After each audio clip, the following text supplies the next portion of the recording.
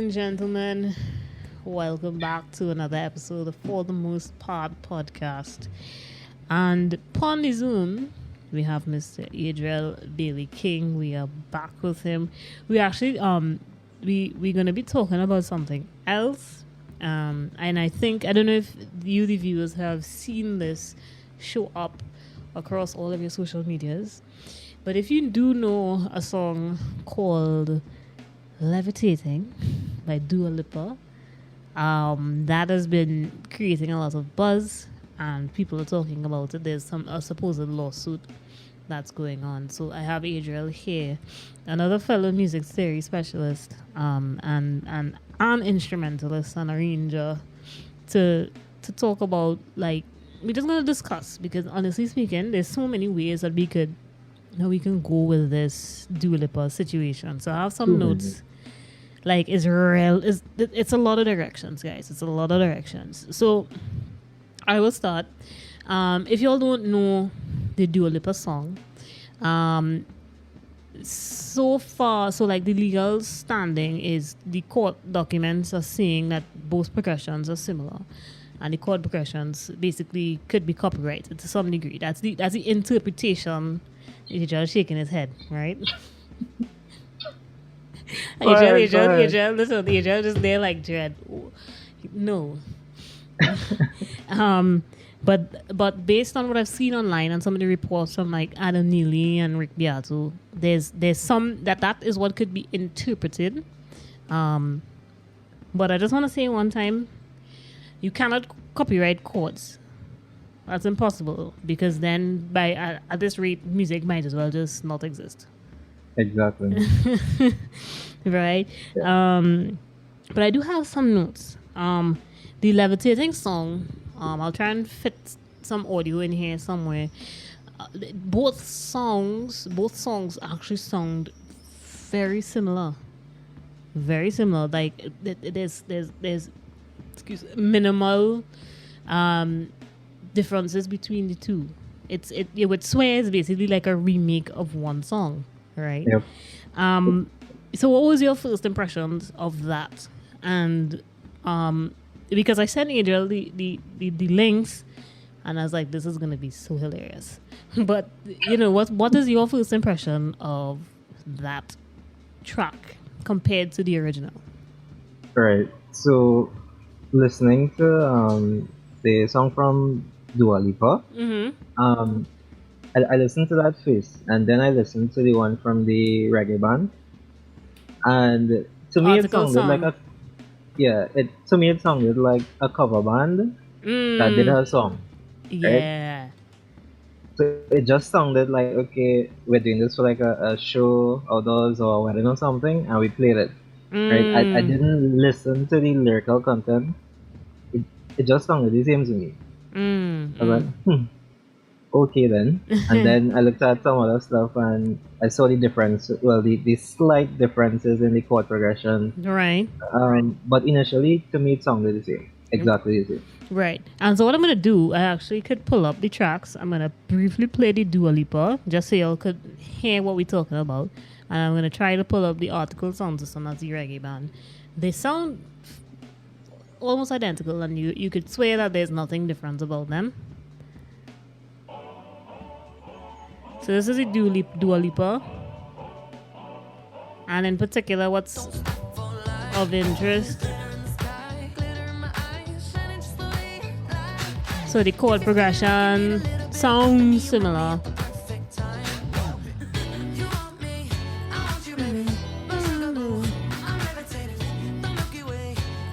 But what is under question is the chorus. What is this?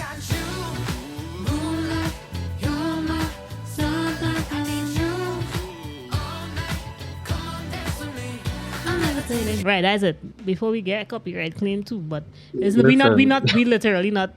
not our song. I just telling you that up front. This is literally the people and them thing, and this is what they're debating. Let me pull up the Article sound system, and let me just say, off the bat, yes, I understand why they sound similar. Let's get to the chorus.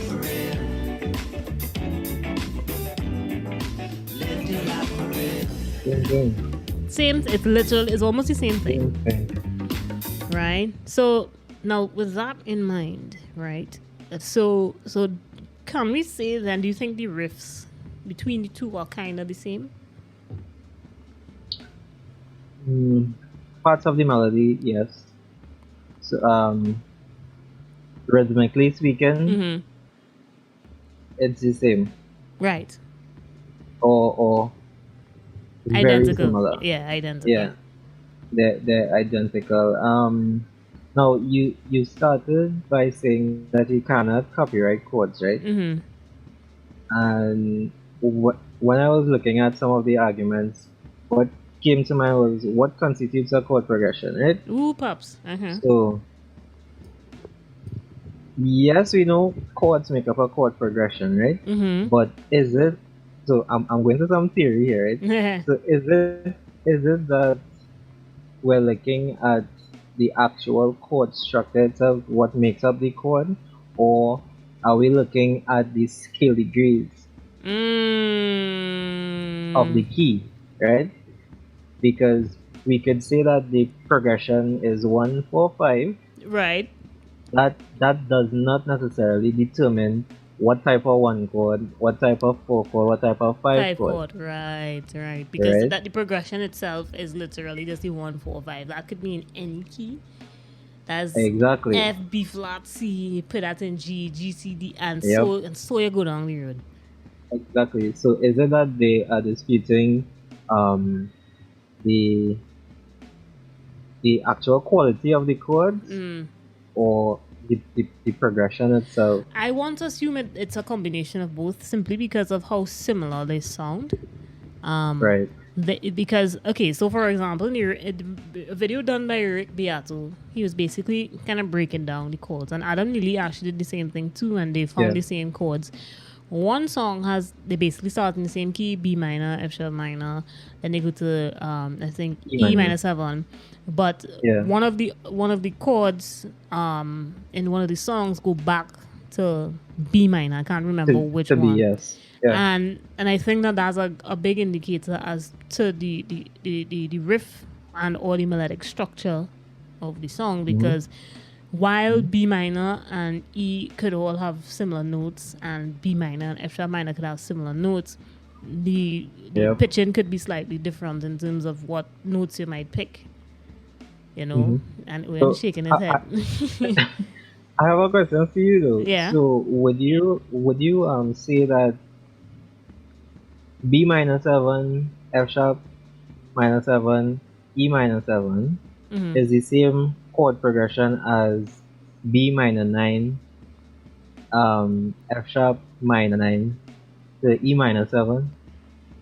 We could, in theory, if musical people don't understand chord tunes and the chord extension, so the B minor 9 and that kind of thing, the nines are just added on to the actual chord itself, it will sound similar.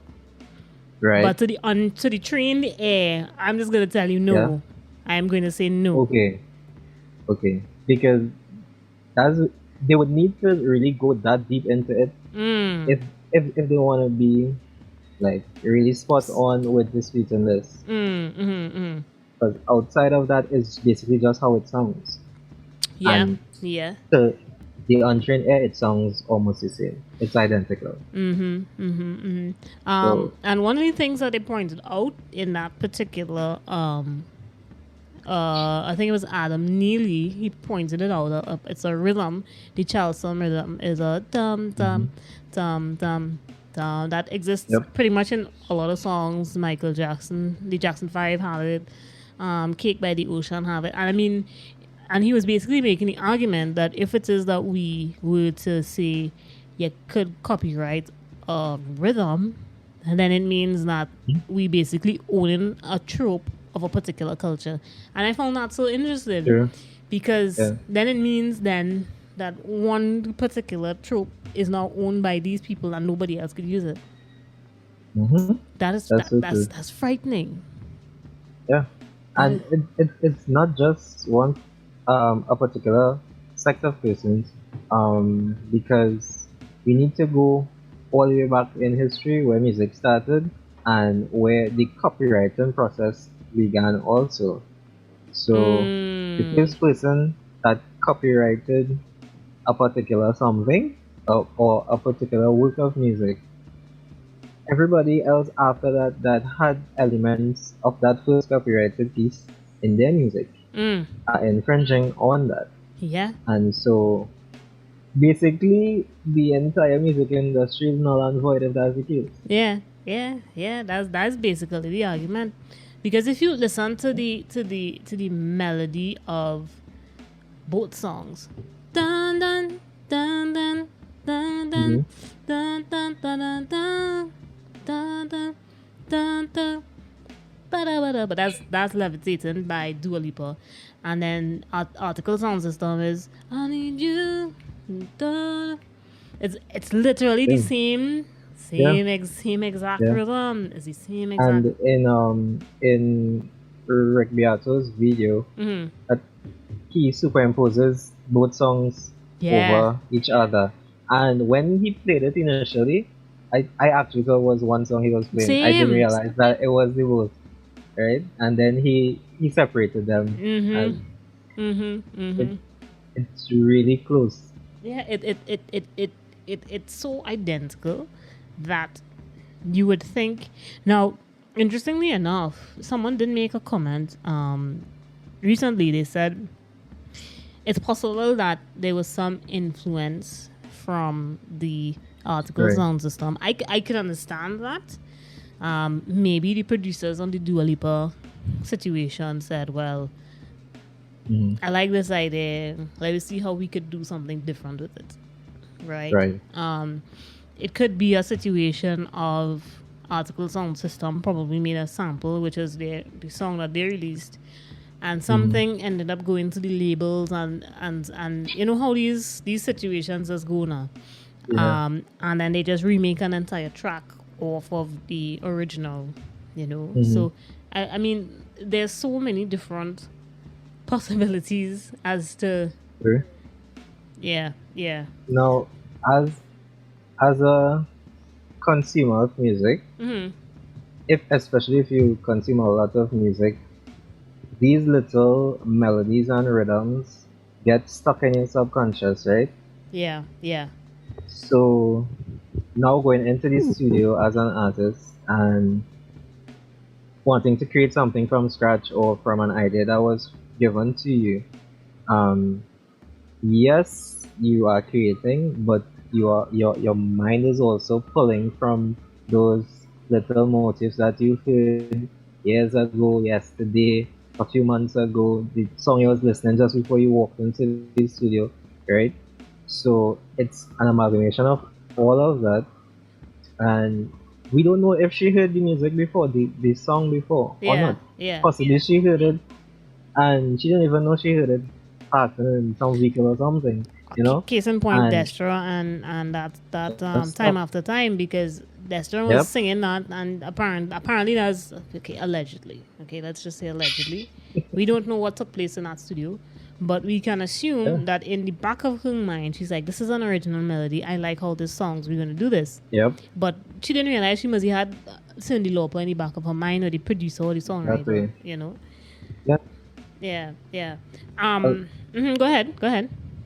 A lot of times too, like, I might come up with an idea and I would share it with a friend.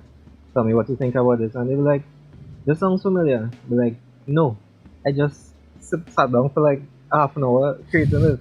It's like, "Hold on, gonna check and come back."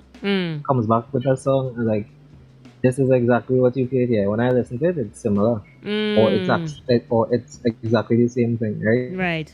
So, and I possibly never heard this song before, but it happens. It's coincidental. Music is not that expansive that you can always keep creating new things.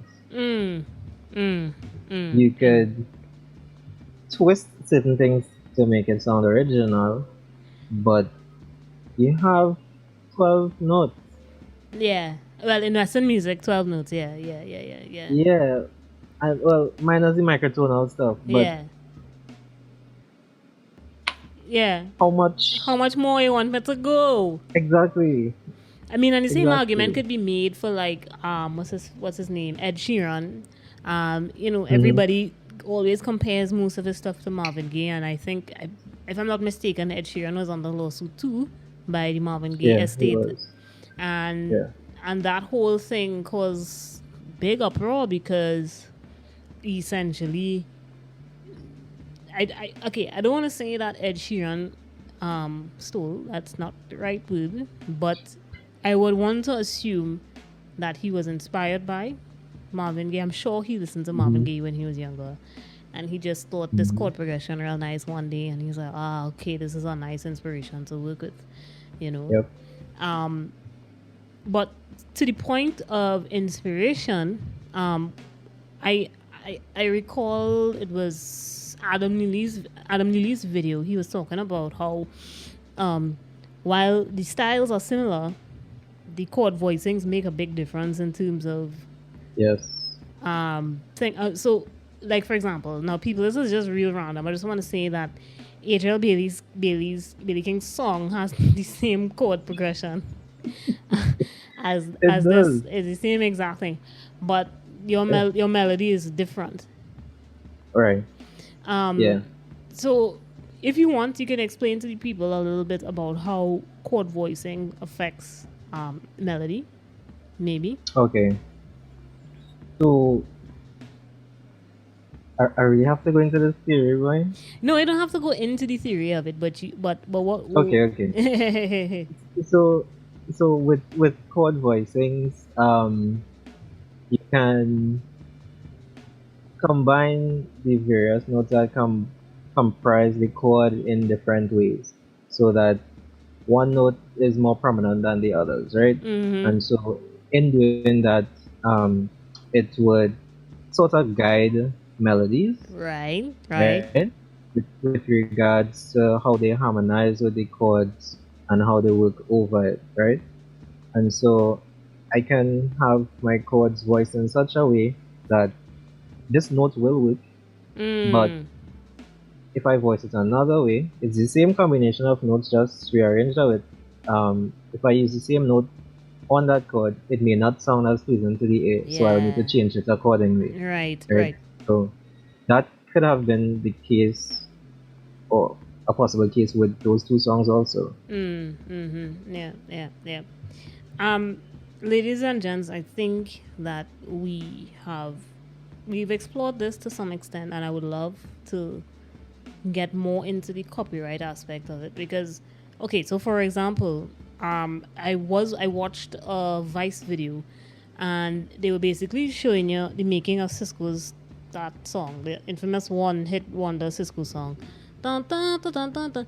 But in the beginning, they had a Eleanor Rigsby sample, and the Right. dun, dun, dun, bum, bum, the violence. But so they write in the words and whatever, and then they get to the because she's living a vida loca, copyright strike one time, take down the whole song, take over, and now the person Yeah. with living a vida loca has basically most of the rights to the entirety of that song now. So I'm curious as to how this whole Dua Lipa and article sound system is going to play out because despite the songs sounding similar, there are elements to it that make it different. And I would link in the description Rick Beato's video and Adam Neely's video. They make two opposing arguments, but I think they provide some insight as to really good arguments for either side. To me as a musician and Adriel as well, and to anybody else who watches this podcast, if you were to listen to the Dua Lipa and compare it to the article sound system, with your trained ear, you would say, okay, maybe not. There may be really no case here per se. Yeah. Like, you have to really listen carefully. There are slight rhythm differences between the two songs. The chord structures are very different, that kind of thing. But to the untrained ear, I can understand why people will say it's the same song. Yeah. Right? Yeah. And I'm curious as to how the court's going to read it and if they're going to get like a musicologist to defend them, because that's our next thing, because a lot of people apparently Yeah. don't want to take up cases like this. No, because it's pretty difficult to determine something like this, um, especially from a theoretical point of view. Right, right. Yeah, because um, not everyone that produces music in the pop arena would necessarily have scores for the music, Right, right. right? They would have the production files, right? They have your stems and whatnot. So in a case like that, you would need a musicologist to come in and transcribe, right? And transcription in such a case is kind of subjective. Yeah, yeah. Especially if your ear can't pick Yeah, out the different yeah, inversions and what is the yeah, melody, what is bass. yep. And scoring rhythms too. That's a bit of oral training too, because Mm-hmm. let's say if you're in a particular time signature, two half notes tied together could sound like a whole note, Yep. quite literally, Exactly. Yeah. So, wow, Mhm. wow. So And then it's a rabbit hole. on true, on top of that too, Adam Neely in his video he pointed out how they were going about doing the lawsuit, and he compared it to the situation with Ed Sheeran, and they are not um querying it in the same manner, because with the Ed Sheeran situation, they were looking at the theory of things of the music. With regards to this situation with Dua Lipa, they are also looking at when Sound. the song Yeah, yeah, was produced and the sound of it, yeah. and just it being in the public domain Domain. before has happened and Mm-hmm. became this hit. Yeah, So it's an uneven argument, in my opinion. I think they should look more so into the theory of it yeah. to get it Clarified. Yeah. clarified. Yeah, Yeah, yeah. yeah, So, ladies and gents, we will link the Rick Beato video in the description, and we will link the Adam Neely video in the description, so y'all could see what we're talking about. And just to wrap up, I'm going to play the two, one after. In fact, let me see if I could play the Rick Beato where he basically plays both songs at the same time for people yeah. to hear, because you're not going to be able to really identify the differences between the two unless you have a very trained ear. So let's pull this up. Let me play both songs separately in stereo so that you can So hear this is them. separately in This is our stereo. sound system.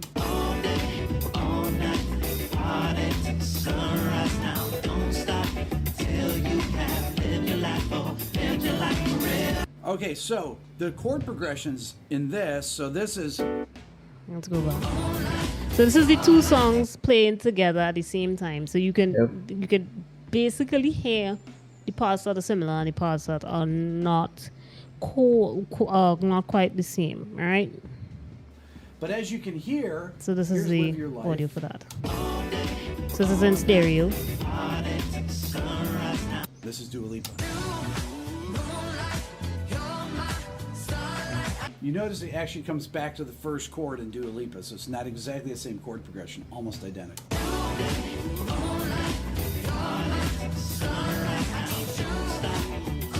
Let me play both songs separately. Right. So that's it. The songs are quite literally, if you hear them, there's somewhat differences in the rhythm slightly. Yeah. The chords are slightly different. So, ladies and gents, that's it for this week. Adriel, if you want, you could tell the people where they could find you. Although, I mean, we're gonna link it anyways. Adriel Bailey King, YouTube, Instagram, Facebook, SoundCloud. Adriel B King is the handle. Nice. All right. That's it for this week, guys. Like, share, comment, subscribe. All of the information that you can find Adriel obviously will be on the website www.forthemostpartpodcast.com. And we will see you and we will hear you on the next one. Peace out, guys. Moonlight.